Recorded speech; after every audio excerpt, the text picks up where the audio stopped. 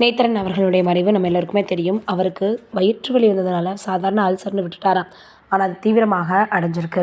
கேன்சரால் பாதிக்கப்பட்டு மிகப்பெரிய அளவில் உணவு கூட சாப்பிட முடியாமல் கஷ்டப்பட்டு வந்துட்டு இருந்தார். இப்படி இந்த நிலையில் கடைசி ட்ரீட்மெண்ட் கூட முடிஞ்சிருச்சுன்னு மருத்துவர்கள் சொல்லியாச்சு. அதற்கப்புறம் எல்லாருமே அவருக்காக வேண்டுதலை சொல்லி வந்துட்டு இருந்தாங்க. கடவுளை பிரார்த்தனை பண்ணி வந்துட்டு இருந்தாங்க. இந்த சூழ்நிலையில் பார்த்திங்கன்னா காகமாக அவங்களுடைய வீட்டில் உணவை சாப்பிட்ருக்காரு அப்படின்னு சொல்லியிருக்கிறாங்களாம். தீபா அவர்கள் ஒரு பெண்ணிடம் கொடுத்து காக்காவுக்கு சாதம் வைக்க அனுப்பினப்ப யாருக்கு பார்த்தோன்னா, அதாவது நேத்ரன் அவர்களுக்கு என்ன பிடிக்குமோ அதை மட்டுமே எடுத்து சாப்பிட்டுட்டு அதுக்கப்புறம் பறந்து போனதாக சொல்லப்படுது. அதனால் அப்பா உருவிழா தான் வந்திருக்கு இந்த காகம், இனிமேல் டெய்லியுமே நம்ம சாப்பாடு எடுத்து வைக்கணும் அப்படின்னு அவங்களுடைய மகள்கள் சொல்ல ஆரம்பிச்சிட்டாங்களாம். உடனே சரி அப்படின்ற மாதிரியே தீபா அவர்களும் சொல்லியிருக்கிறாங்களாம்.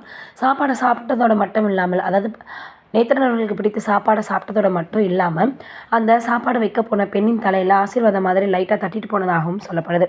அதனால் இப்போ இந்த விஷயம் ரொம்பவே சமூக வலைதளங்களில் வைரலாக பரவி வந்துட்டுருக்கு. இது ஒரு புறம் இருக்க, ஆலியா மனசா அவர்கள் அடிக்கடி நம்ம வெளிநாடுகளுக்கு செல்லும்போது, குறிப்பாக கேரளாவுக்கு அவங்க வெளிமாநிலத்துக்கு செல்லும்போதும் அங்கே போய் போட்டுக்காக மட்டுமே நிறைய பணம் செலவழிக்கிற மாதிரி இருந்துச்சாம்.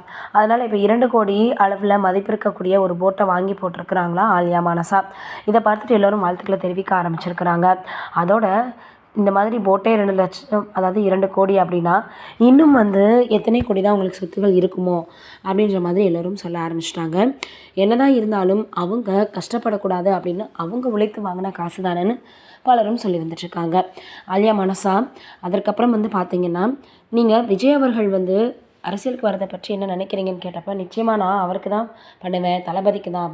என்ன நீங்கள் இப்படி ஓப்பனாக சொல்லிட்டீங்கன்னு கேட்டதுக்கு, எனக்கு தளபதி தான் பிடிக்கும், ஆனால் அவருக்காக பிரச்சாரத்தில் என்னால் ஈடுபட முடியுமா இல்லையா அப்படின்றது தெரியாது, ஆனால் நிச்சயமாக அவர் தான் ஜெயிப்பார் அப்படின்றத மட்டும் நான் சொல்லிக்கிறேன் அப்படின்னு ஆலியா மனசா அவர்கள் சொல்லியிருந்தது மிகப்பெரிய அளவில் இப்போ பார்த்திங்கன்னா சமூக வலைதளங்களில் வைரலாக பரவி வந்துட்டுருக்கு. நீங்கள் என்ன நினைக்கிறீங்கன்னு கமெண்ட்டில் சொல்லுங்கள்.